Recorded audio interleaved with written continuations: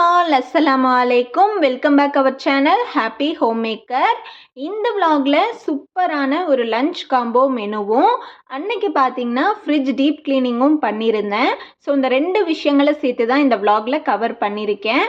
இந்த vlog பார்த்தீங்கன்னா ஒரு ஃப்ரைடே எடுத்தது. என்னுடைய மார்னிங் டு ஆஃப்டர்நூன் ரொட்டீன் ஒரு ஃப்ரைடேல எப்படி இருக்கும் அப்படிங்கிறது தான். வீடியோ ரொம்பவே இன்ட்ரெஸ்டிங் அண்ட் யூஸ்ஃபுல்லாக இருக்கும். வாங்க வீடியோக்குள்ளே போகலாம்.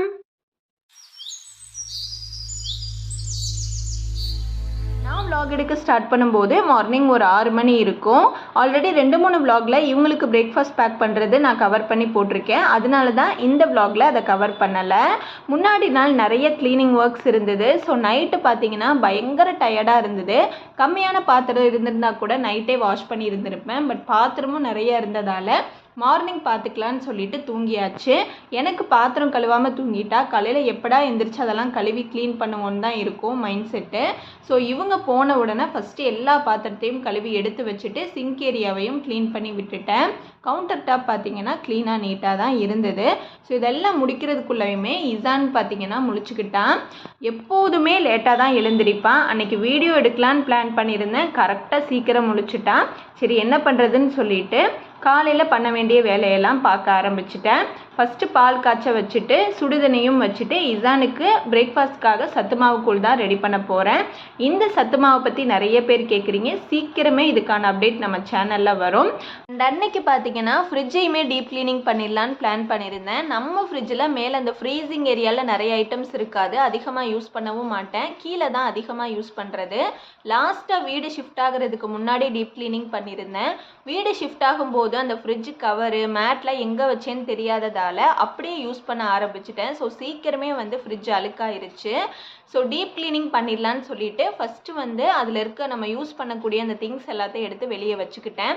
க்ளீன் பண்ணிவிட்டு எல்லாமே வாங்கி ரீஃபில் பண்ணிக்கலான்னு சொல்லிட்டு வெஜிடபிள்ஸ் கூட இவங்களை வாங்கிட்டு வர சொல்லலை. ஆல்ரெடி இருந்தது மட்டும்தான் இருந்தது. ஸோ அதெல்லாம் எடுத்து வெளியே வச்சுட்டு அந்த பார்ட்ஸ் எல்லாத்தையுமே தனியாக கழட்டியாச்சு. மேலே பார்த்தீங்கன்னா எதையும் நான் தனியாக கழட்டலை. ஏன்னா ஃப்ரீசிங் ஏரியா க்ளீனாக தான் இருந்தது. ஸோ அதெல்லாம் கழட்டி வாஷ் பண்ணி வச்சுட்டு இசானுக்குமே ஊட்டி விட்டுட்டு நம்ம வீட்டுக்கு ஒரு கெஸ்ட்டு வந்திருந்தாங்க. அவங்கக்கிட்ட இசானை விட்டுட்டு நான் இப்போ கடைக்கு தான் போயிட்டுருக்கேன். இன்றைக்கி நம்ம குக் பண்ண போகிற ஐட்டம்ஸ்க்கு முழு மல்லி கம்பல்சரி போட்டாகணும். பட் வீட்டில் அது இல்லை. முன்னாடி நாள் தான் பழசாயிருச்சுன்னு சொல்லிட்டு தூக்கி போட்டு அந்த பாட்டில்லாம் வாஷ் பண்ணேன். பட் மறுநாளே தேவைப்படும்னு எதிர்பார்க்கல. ஸோ பக்கத்தில் இருக்க கடைக்கு போய் டக்குன்னு அதை வாங்கிட்டு வந்துட்டேன். வீட்டுக்கு வந்தோன்னா பயங்கரமாக பசிக்க ஆரம்பிச்சிருச்சு. ஸோ எனக்கு பிரேக்ஃபாஸ்ட்டுக்கு முன்னாடி நாள் பண்ண ரைஸ் கொஞ்சம் பேலன்ஸ் இருந்தது. ஸோ அதில் தயிர் போட்டு நல்லா மிக்ஸ் பண்ணிவிட்டு முறுக்கு இருந்தது. ஸோ அதை சைட் டிஷ்ஷாக வச்சு பிரேக்ஃபாஸ்ட்டை முடிச்சாச்சு. பிரேக்ஃபாஸ்ட்லாம் சாப்பிட்டு முடிச்சுட்டு கடகடன்னு லஞ்சுக்கான ஒர்க்கும் ஸ்டார்ட் பண்ணியாச்சு.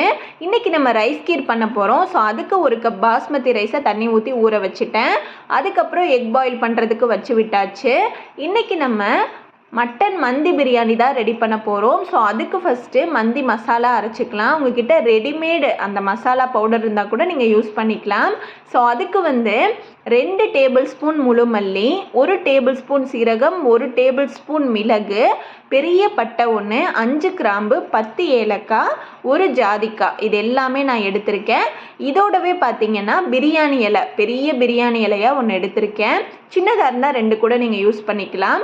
ஸோ இது எல்லாத்தையுமே ஒரு பேனில் போட்டு லோ ஃப்ளேமில் ட்ரை ரோஸ்ட் பண்ணி எடுத்துக்கோங்க. கருக விட்டுறாதீங்க. ஸோ இது எல்லாத்தையுமே ட்ரை ரோஸ்ட் பண்ணிவிட்டு ஒரு மிக்ஸி ஜாரில் சேர்த்து அரைச்செடுத்தோம் அப்படின்னா நம்மளுடைய மந்தி மசாலா ரெடி ஆயிரும். அண்ட் அதுக்கப்புறமா பார்த்தீங்கன்னா பெப்பர் சிக்கன் பண்ணுறதுக்கும் நான் மசாலா ரெடி பண்ணிக்க போகிறேன். இதுவுமே நம்ம ட்ரை ரோஸ்ட் பண்ணி தான் எடுக்கணும். ஸோ இதுக்கு 1.5 டேபிள் ஸ்பூன் சீரகம், மிளகு நீங்கள் எந்த அளவுக்கு காரம் சாப்பிடுவீங்களோ அதுக்கேற்ற மாதிரி எடுத்துக்கோங்க. அப்புறம் 2 வரமிளகா, 1 பட்டை, 3 கிராம்பு, 1 ஏலக்காய், இதோடவே 1 டேபிள் ஸ்பூன் சோம்புமே சேர்த்துக்கோங்க. என்கிட்ட பார்த்தீங்கன்னா இந்த சோம்பு பவுடர் அரைச்சி ரொம்ப நாள் ஆச்சு. ஸோ அது இருந்தனால நான் சோம்பாக சேர்க்காம பவுடராக சேர்த்துக்க போகிறேன். ஸோ இது எல்லாத்தையுமே லோ ஃப்ளேமில் வச்சுட்டு ட்ரை ரோஸ்ட் பண்ணுங்கள். அது கொஞ்சம் ஃப்ரை ஆன உடனேயுமே அந்த சோம்பு பவுடரையும் போட்டுட்டு நான் ட்ரை ரோஸ்ட் பண்ணிக்கிறேன். குட்டி ஸ்பூன் அப்படிங்கிறனால தான் நான் 2 டேபிள் ஸ்பூன் போட்டேன். இப்போ நம்ம ட்ரை ரோஸ்ட் பண்ணி வச்சுருந்தோம் இல்லையா, அதை நல்லா ஆற விட்டுட்டு ஒரு மிக்ஸி ஜாரில் போட்டு ஃபைன் பவுடராக அரைச்சி எடுத்துக்கலாம். இந்த 2 மசாலாவுமே ரெடி பண்ணி வச்சுட்டு அதுக்கப்புறம் பார்த்திங்கன்னா மட்டனை வந்து மேரினேட் பண்ணிக்கலாம். நார்மலாக மந்தி பண்ணுறதுக்கு ஆட்டோட அந்த தொடக்கறியை தான் பெரிய பீஸாக போடுவாங்க. பட் நான் அன்னைக்கு பார்த்திங்கன்னா நார்மலாக நம்ம வீட்டுக்கு மட்டன் எப்படி வாங்குவோமோ அதை வச்சு தான் மந்தி பிரியாணி பண்ணியிருந்தேன். பட் பெரிய பெரிய பீஸாக எடுத்திருந்தேன். ஸோ மேரினேஷனுக்கு ஃபஸ்ட்டு வந்து குங்குமப்பூ ஊற வச்சு வச்சுருந்தேன். முன்னாடியே ஒரு குங்குமப்பூ முழுசாக போட்டிருந்தேன். அதில் ஹாஃப் மட்டும் சேர்த்துக்கிட்டேன், ஹாஃப் வந்து பாயாசத்துக்காக வச்சுட்டேன். அண்ட் 1 டேபிள் ஸ்பூன் பார்த்திங்கன்னா இஞ்சி பூண்டு பேஸ்ட் போட்டுக்கிட்டேன். அதுக்கப்புறம் 1 டேபிள் ஸ்பூன் மஞ்சள் தூள், காரத்துக்கு தேவையான அளவு மிளகாய்த்தூளுமே நான் 1 டேபிள் ஸ்பூன் தான் ஆட் பண்ணியிருந்தேன். அண்ட் தேவையான அளவு உப்பு, நம்ம ரெடி பண்ணி வச்சுருந்த மந்தி மசாலாவில் 2 டேபிள் ஸ்பூன் போட்டிருக்கேன். இந்த அளவுகள் எல்லாமே 1/2 kg மட்டனுக்கு தான். அன்னைக்கு வந்து நான் 1/2 kgயில் தான் மந்தி பிரியாணி செஞ்சுருந்தேன். இது எல்லாத்தையுமே நல்லா மிக்ஸ் பண்ணி விட்டுட்டு ஒரு 3 tablespoon 4 tablespoon butter add பண்ணி அதையுமே அதோட நல்லா மிக்ஸ் பண்ணி விட்டுருங்க. இது எந்த அளவுக்கு ஊறுதோ அந்த அளவுக்கு நம்ம மந்தி பிரியாணி டேஸ்ட்டாக இருக்கும். ஸோ மேரினேஷனுக்கு அதை ஓரமாக வச்சுட்டு இப்போ பார்த்திங்கன்னா நம்ம பாயாசம் ரெடி பண்ணிக்கலாம். அன்னைக்கு வந்து அரிசி பாயாசம் தான் செஞ்சுருந்தேன். ஸோ அதுக்கு நம்ம ஊற வச்சுருந்த பாஸ்மதி ரைஸை ஒரு கடாயில் சேர்த்து திக்கான பாலையும் சேர்த்து மிக்ஸ் பண்ணி விட்டுருங்க. அந்த அரிசி அந்த பால்லையே நல்லா குக் ஆகணும். அதை ஒரு பக்கம் வச்சு விட்டுட்டு பெப்பர் சிக்கனுமே தாளிக்க ஸ்டார்ட் பண்ணிட்டேன். அதுக்கு ஒரு கடாயில் நல்லெண்ணெய் தேங்காய் சேர்த்துட்டு பட்டை கிராம்பு ஏலக்காய் ஒன்று மட்டும் சேர்த்துக்கோங்க. வெங்காயத்தை நல்லா குட்டி குட்டியாக கட் பண்ணி அதையுமே சேர்த்துக்கோங்க. வெங்காயம் எந்த அளவுக்கு சேர்க்குறீங்களோ அந்த அளவுக்கு டேஸ்ட்டு நல்லாயிருக்கும். அதுக்கப்புறம் ஒரே ஒரு பச்சை மிளகா, 1 டேபிள் ஸ்பூன் இஞ்சி பூண்டு பேஸ்ட், அது வதங்கினதுக்கப்புறம் சின்னதாக ஒரு தக்காளியும் சேர்த்து நல்லா வதக்கிக்கலாம். அதில் ஒரு 3/4 டேபிள் ஸ்பூன் போல் மஞ்சள் தூள் போட்டுட்டு நம்ம வாஷ் பண்ணி வச்சுருக்கிற சிக்கனையுமே சேர்த்துக்கலாம். சிக்கனில் தண்ணி வரும் இல்லையா, ஸோ எடுத்தோன்னே தண்ணி சேர்க்க வேணாம். லிட்டை க்ளோஸ் பண்ணிவிட்டு லோ ஃப்ளேமில் வச்சுருங்க, அது குக் ஆகட்டும்.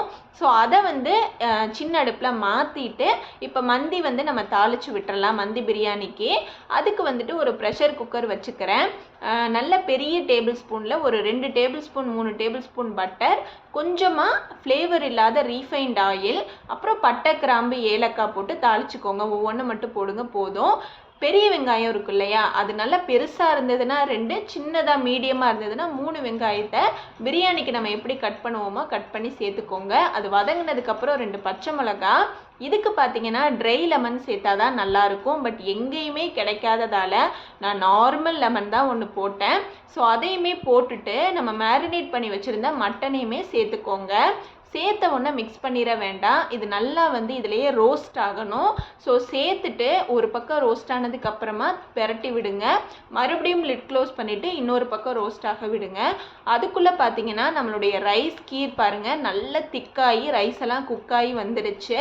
இந்த ரைஸ் பார்த்தீங்கன்னா குழஞ்சிரவும் கூடாது, அரிசியாகவும் இருக்கக்கூடாது, அந்த மாதிரி குக் ஆகணும். அதிலிருந்து கொஞ்சமாக நான் எடுத்து வச்சுக்கிட்டேன். எதுக்காகனா இசானுக்கு ஊட்டி விடுறதுக்கு. இது நல்லா திக்கானதால் திருப்பியுமே கொஞ்சம் பால் ஆட் பண்ணிவிட்டு இனிப்புக்காக சர்க்கரையுமே ஆட் பண்ணியாச்சு. அதுக்குள்ளே இந்த பக்கம் பார்த்தீங்கன்னா மட்டன்லேருந்து தண்ணி விட ஆரம்பிச்சிருச்சு, நல்லா ரோஸ்ட் ஆயிடுச்சு. ஸோ இப்போ அதில் தேவையான அளவு தண்ணி சேர்த்து லிட்டை க்ளோஸ் பண்ணி விசில் போட்டுக்கலாம். தண்ணி வந்து நீங்கள் இவ்வளோதான் கணக்கெல்லாம் கிடையாது, ஒரு அப்ராக்சிமேட்டாக ஊற்றுறீங்கனாலே போதும்.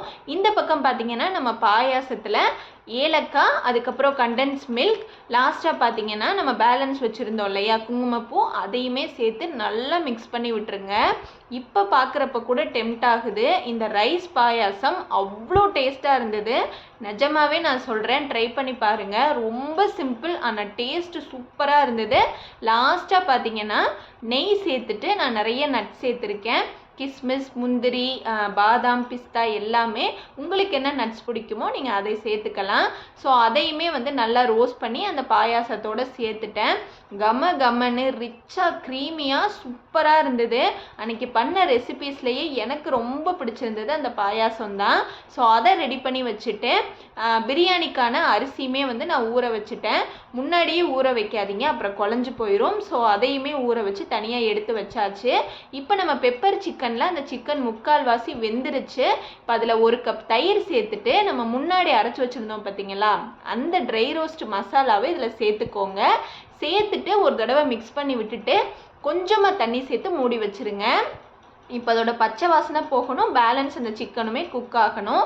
அதுக்குள்ளே இந்த பக்கம் பார்த்தீங்கன்னா மட்டன் பார்த்தீங்கன்னா நம்ம மந்திக்கு தாளிச்சு விட்டுருந்தோம்ல, நல்லாவே வந்து குக் ஆயிருச்சு. ஸோ அதில் இருக்கிற மட்டன் எல்லாத்தையும் தனியாக எடுத்து வச்சுருங்க. இப்போ நம்ம பெப்பர் சிக்கன் எண்ணெயெல்லாம் பிரிஞ்சு சிக்கனுமே குக் ஆகி சூப்பராக ரெடி ஆயிருச்சு. ஸோ அதையுமே வந்து ஸ்டவ் ஆஃப் பண்ணி எடுத்து வச்சுட்டேன். இப்போ மந்தி மட்டும்தான் நம்ம ரெடி பண்ணணும். இப்போ அந்த மட்டனை எடுத்து வச்சுருந்தோம் இல்லையா, அதில் வந்து 1 டேபிள் ஸ்பூன் மந்தி மசாலா போட்டு மிக்ஸ் பண்ணி விட்டுக்கோங்க. அதுக்கப்புறமா அதை வேக வச்சு அந்த தண்ணி இருக்கு இல்லையா, அந்த தண்ணியை நீங்கள் எவ்வளோ பாஸ்மதி ரைஸ் எடுத்திருக்கீங்களோ அதுக்கு மெஷர் பண்ணி ஒரு கடாயில் வந்து சேர்த்துக்கோங்க. 1னா 1.5 கப் அளவுக்கு அந்த மாதிரி மெஷர் பண்ணி நீங்கள் சேர்த்துக்கோங்க. சேர்த்துட்டு அதில் 1 டேபிள் ஸ்பூன் மந்தி மசாலா போட்டுட்டு நம்ம ஊற வச்சுருந்த பாஸ்மதி ரைஸையும் போட்டுக்கலாம். அது ஒரு பக்கம் குக் ஆகட்டும். இன்னொரு பக்கம் ஒரு பேனில் பட்டர் சேர்த்து நம்ம அந்த மட்டனில் மந்தி மசாலா போட்டு மிக்ஸ் பண்ணி வச்சுருந்தோம் பார்த்தீங்களா, அந்த மட்டனை பட்டர்லையே ரோஸ்ட் பண்ணி எடுத்துக்கோங்க. அதுக்குள்ளவே அந்த பக்கம் பார்த்தீங்கன்னா நம்மளுடைய ரைஸ் வந்து 95% குக் ஆகி தம் போடுற ஸ்டேஜ் வந்துருச்சு. இப்போ ஒரு தோசை தவாவை ப்ரீஹீட் பண்ணிவிட்டு அதுக்கு மேலே நம்ம பிரியாணி கடாயை வச்சுருக்கேன். இப்போ நம்ம ரோஸ்ட் பண்ணி வச்சுருந்த அந்த மட்டனை அது மேலே சேர்த்துட்டு அலுமினியம் ஃபாயில் பவுல் தான் வந்து என்கிட்ட இருந்தது. ஸோ அதை சும்மா ஜஸ்ட்டு ஃபோல்டு பண்ணி அதுக்குள்ளே பார்த்தீங்கன்னா கறிக்கொட்டை இருக்குள்ள சார்கோல், அதை வந்து அந்த தீயில நல்லா அந்த பக்கம் வச்சுருக்கேன் பாருங்கள். நல்லா அதை ஹீட் பண்ணிவிட்டு அதுக்குள்ளே சேர்த்துக்கலாம். இப்போ அதில் 1 டேபிள் ஸ்பூன் நெய் ஊற்றுறீங்கன்னா டிஃப்ரெண்ட்டாக ஒரு ஸ்மெல்லோட புகையாக வரும். அது வெளியே போயிடாமல் டக்குன்னு ஒரு லிட் வச்சு க்ளோஸ் பண்ணிவிட்டு மேலே வெயிட்டான ஒன்றை வச்சுருங்க. 15 மினிட்ஸ் வந்து அதை தம்மில் விட்டுறணும். இப்போ மந்தி சட்னி ரெடி பண்ணுறதுக்கு 2 தக்காளி, 1 பச்சை மிளகா, கொஞ்சம் கொத்தமல்லியை ஒரு ஜாரில் சேர்த்துட்டு அதை அப்படியே அரைச்சி எடுத்துக்க வேண்டியதான். ராவா அரைக்கக்கூடிய ஒரு சட்னி தான் இது. ஸோ அன்னைக்கு லன்ச் மெனு பார்த்தீங்கன்னா மட்டன் மந்தி பிரியாணி, கமன்னு ரைஸ் கீர், பெப்பர் சிக்கன், அதுக்கப்புறம் மந்தி சட்னி, பாயில்டு எக், இதுதான். அல்ஹம்துலில்லாஹ் அன்னைக்கு மெனு புதுசாக ட்ரை பண்ணியிருந்தேன். பட் எல்லா ரெசிபீஸுமே சூப்பராக வந்திருந்தது. இந்த மந்தி பிரியாணி மைல்டாக டிஃப்ரெண்ட்டான ஒரு டேஸ்ட்டில் இருந்தது.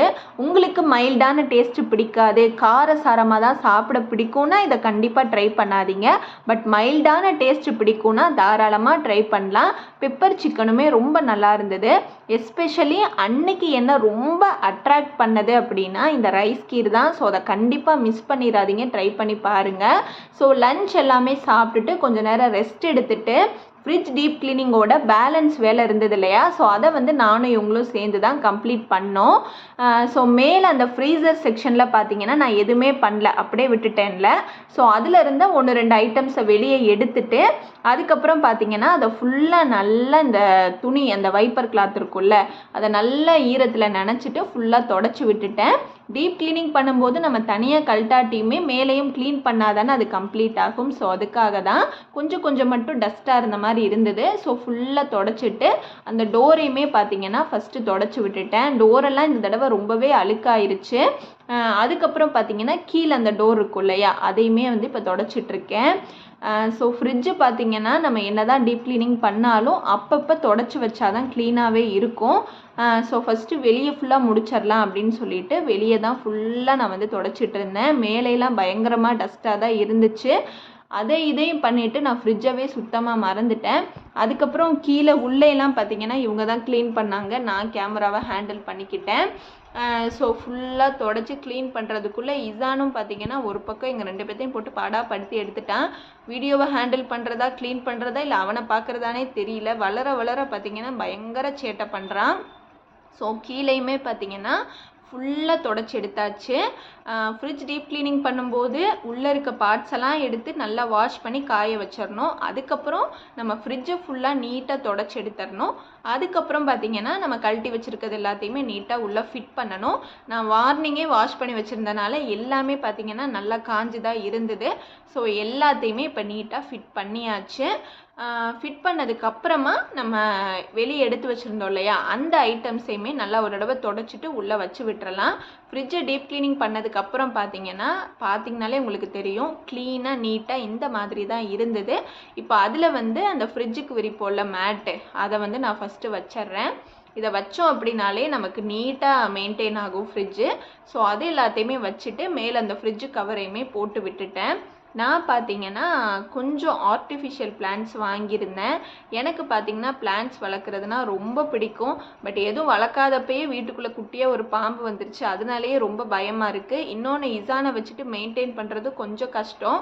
ஸோ இப்போ ரீசெண்டாக தான் வாங்கினேன். ஸோ அதையுமே ஒரு 3 பிளான்ட் எடுத்து அது மேலே வச்சுட்டேன். இது நல்லா இருக்கா இல்லை வேறு மாதிரி ரீஅரேஞ்ச் பண்ணால் நல்லா இருக்குமான்னு கண்டிப்பாக கமெண்ட்டில் சொல்லுங்கள். ஸோ அதையுமே மேலே வச்சுட்டு உள்ளே வெளியே எடுத்து வச்சுருந்தோம் இல்லையா அந்த திங்ஸ், அதையுமே ஃபுல்லாக உள்ளே அரேஞ்ச் பண்ணி விட்டுட்டேன். ஸோ ஃபைனலாக பார்த்தீங்கன்னா இந்த மாதிரி தான் இருந்தது. இதோட இந்த வீடியோவை நான் கம்ப்ளீட் பண்ணிக்கிறேன். இந்த வீடியோ பற்றின உங்களுடைய தாட்ஸ் அண்ட் சஜஷன்ஸ் எதுவாக இருந்தாலுமே கண்டிப்பாக கமெண்ட் செக்ஷனில் என்னோட ஷேர் பண்ணிக்கோங்க. ஸோ அதை பார்க்கும்போது தான் அடுத்தடுத்து இந்த மாதிரி வீடியோ போடலாம் அப்படின்றது இருக்கும். உங்களுடைய தாட்ஸ் என்ன அப்படிங்கிறதுமே எனக்கு புரியும். அன்டில் தென் நான் உங்கள் Fathima Zakir. Stay healthy, stay happy.